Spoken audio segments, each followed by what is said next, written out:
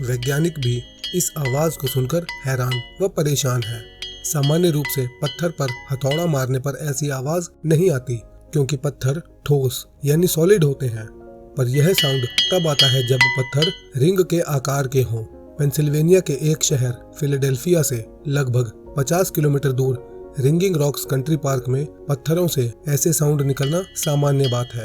पर इसके पीछे क्या कारण है, यह सोचकर वैज्ञानिक भी हतप्रभ रह जाते हैं। 100 से भी अधिक वर्षों तक इन पत्थरों पर शोध चलता रहा। फिर ज्ञात हुआ कि पत्थरों के अंदर आयरन की मात्रा अधिक है, जो किसी ज्वालामुखी की गर्मी के कारण पिघलकर पत्थरों में घुल गया था। इस प्राकृतिक घटना का अनुभव लेने के लिए पर्यटक देश विदेश से आते हैं।